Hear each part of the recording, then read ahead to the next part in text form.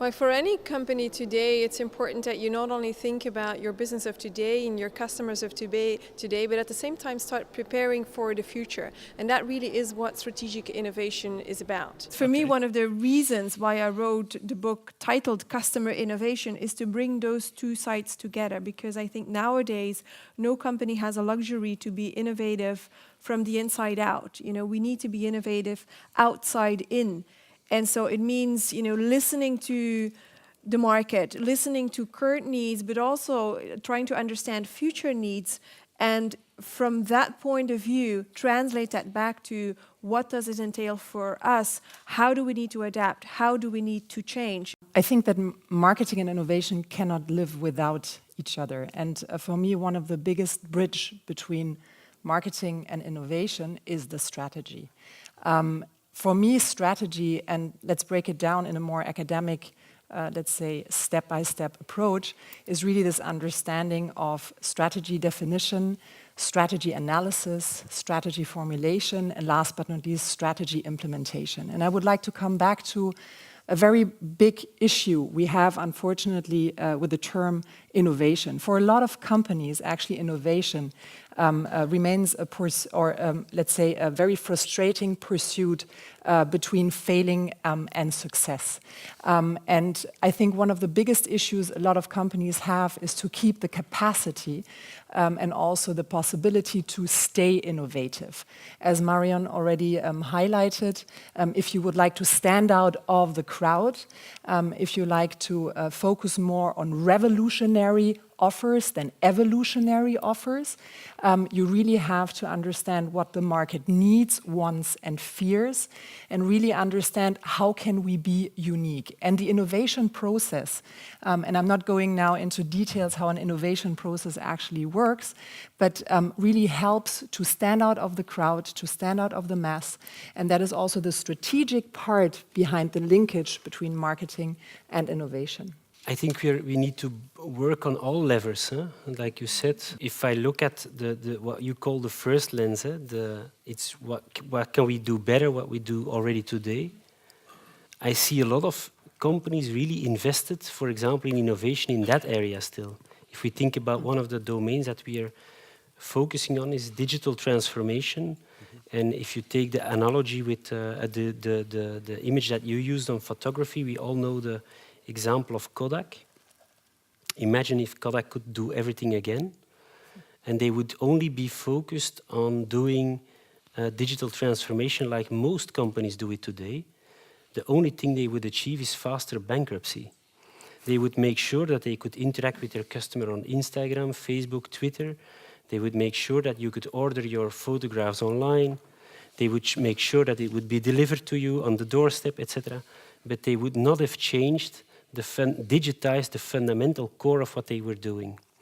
And I see a lot of companies active on that first layer, where you can achieve a lot in efficiencies, but where you're not really rethinking towards a digital future, and where you are not really rethinking about the alternatives that could be substitutes to you.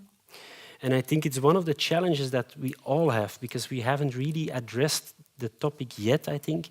It's the technologies that are coming towards us. The shift that we are seeing in terms of digital capabilities, software eating the world, and we all have in our mind examples that are pretty straightforward, but I'm really a believer that most of the things that we are doing are going to be substituted by a digital twin. And there are very, very few companies working on their core product, thinking about how is my product going to be digitized in the core. And I think in that domain, because that's a domain that is developing very, very quickly, where I think we have a role to play towards medium-sized companies, towards our customers, because a lot of that innovation, of that digital transformation is happening on the platforms of the hypergiants, which are our partners. It's the Microsofts of this world, the Amazons, the SAPs, etc., the Googles, the Facebooks, Apples that really drive innovation, that bring capabilities like machine learning, AI, augmented reality, which is going to be massive. blockchain technologies, etc. And we have to try and bring that transformative power, because I don't think of those capabilities as innovation domains as such. For me, they have a sort of transformative power like electricity had it.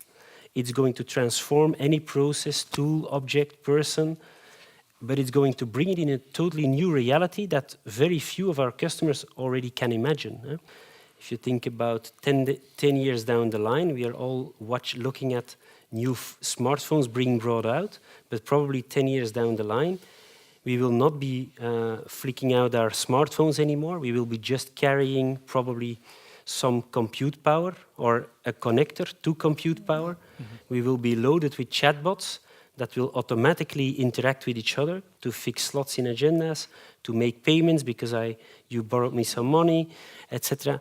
And that kind of innovation is going to be there very quickly, and it's a type of innovation that I would see in the third lens, in the revolution, and we have a role to play in there. So, as much as we are looking at those technologies to drive efficiencies, do things better, do things differently, we also have to bring them to our customers and engage with our customers in a co-creation process to help rethink their business.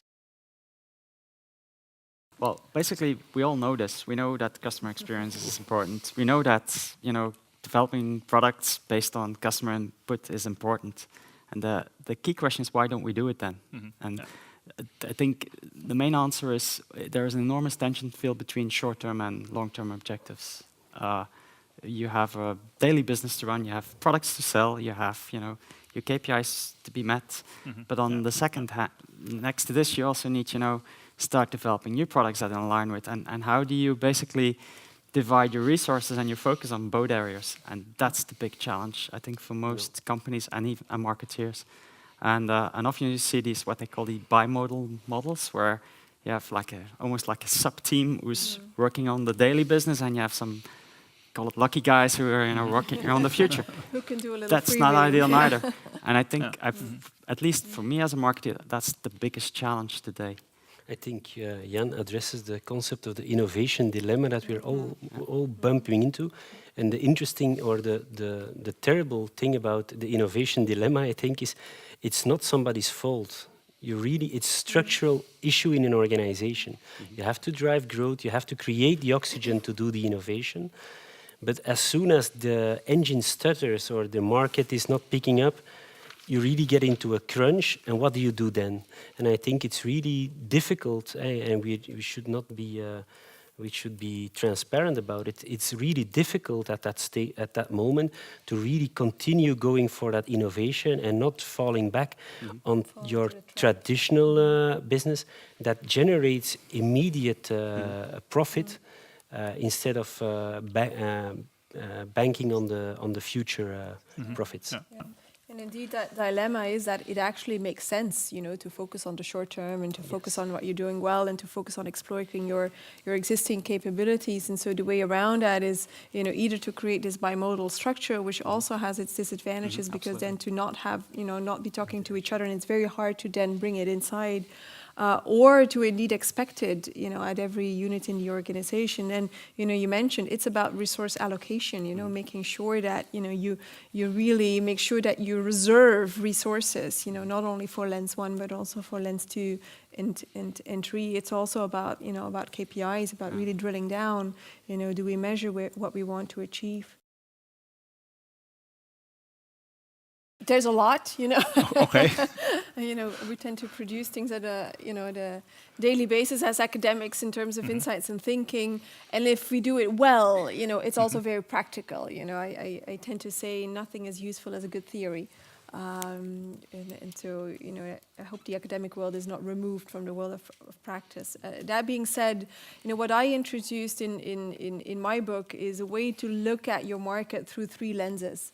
And the first one is sort of where you zoom in on your current customer base, current activities, current products, and where you constantly ask yourself, what can we do better today than we did yesterday, which is really focused on what I call innovation with a small I. incremental innovation. And in the second lens, you zoom out. You take a broader perspective away from the product towards what's really the solution that customers are looking for. So, models that are helpful there is solution-driven thinking, design thinking, absolutely as well. Thinking about the entire customer journey. Even simple practices like think about when your customer uses your product, what do they do 10 minutes before, what do they do 10 minutes after? Very simple ideas of helping you extend where you could add value for your customers. And then in the third lens, you really zoom out even broader and think about what could be alternative business models that could entirely displace what we are doing today. Like for example, today I drove into Brussels. Maybe I could have taken an Uber. Maybe next thing you know, I'll take a driverless car. And so it's the same sort of function, it's the same job to be done for the customer. By the way, that's another model, job to be done thinking. But it's replaced by an entirely different business model. So I think I mentioned already quite a menu of food for thought. Absolutely, you did. And probably the third one is probably the most difficult one, and it's the easiest way to approach this is to go step by step. Well, I can imagine you say it's the most difficult one. On the other hand, I also think that companies really underestimate the difficulty of simple lens one incremental innovation, because that is the job of everybody. And we sort of tend to forget it. We tend to remain with the status quo. And we also tend to underestimate it. What I see today is when we talk about innovation, we indeed think about things like, innovation, that's driverless cars, or that's blockchain, of which we don't even yet know what it is. But innovation is also just, thinking about, what we do every day and how we can do that better. And we underestimate the tremendous importance that has. I always refer back to a statement by Jeff Bezos from Amazon, who once said, 70% of the value that we created for our customers and for our business comes from daily incremental innovation. It's not necessarily what we associate with Amazon, but clearly they're recognizing this is where a lot of your energy should go to. I think it's a challenge, but it's a challenge we cannot not take up. And it's, I think we are really living in a totally different business environment than that we used to 25 years ago. And if you really want to play in that environment, to be sustainably competitive, you absolutely have to work on all levers. And what are we doing concretely around that is we have launched, for example, it sounds like common sense, it's listening to your customer, etc.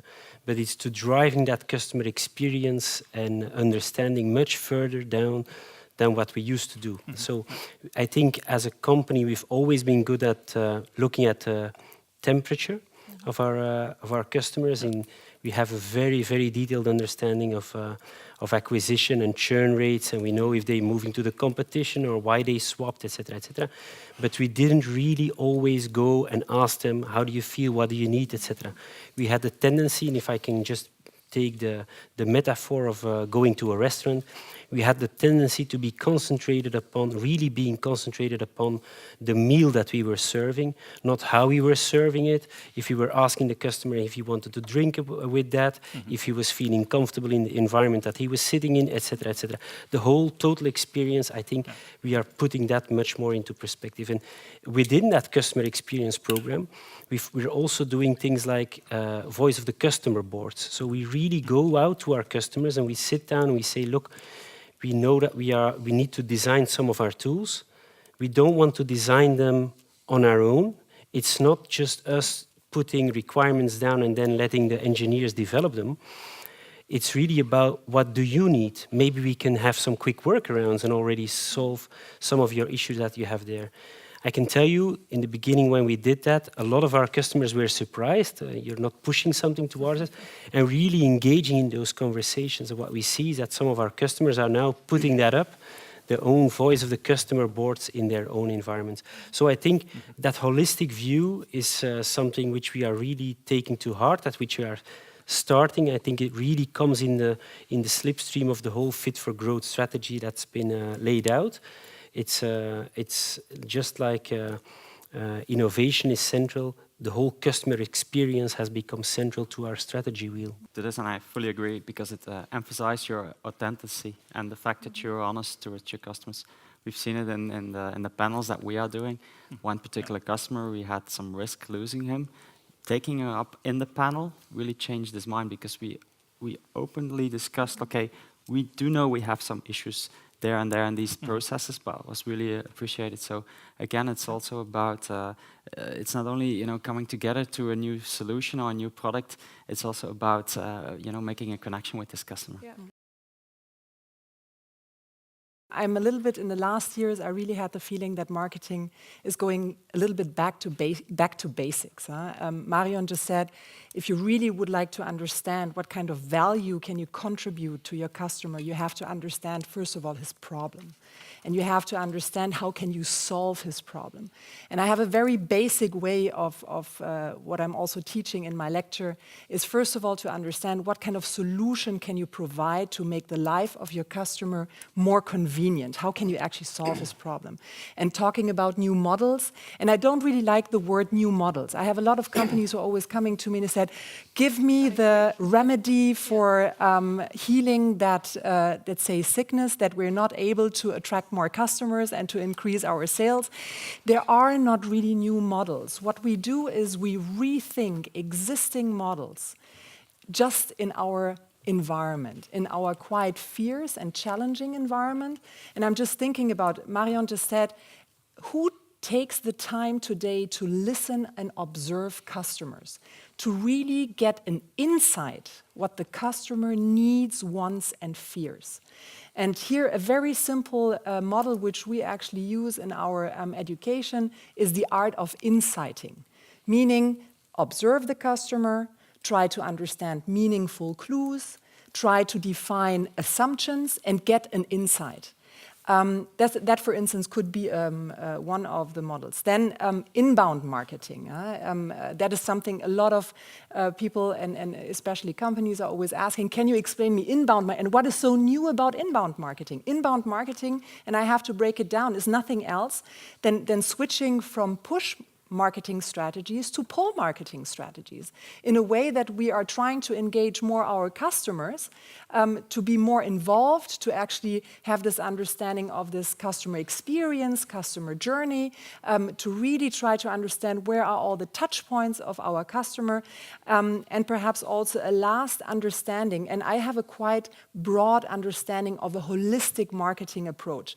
And there is where, again, innovation and marketing I think are quite close. In my opinion, there are also the two key elements of business success which have to be balanced well, is really this understanding that we have to have an integrated understanding of all the departments also in our company. Where can we create, let's say, in the so-called value chain, supply chain in our company, where we start from creating the offer until the delivering and also the after-sales service, where in each of these sections can we create value and also touch the customer at each touch point. So I think it's a holistic 360 degrees marketing approach where innovation also has a quite important place.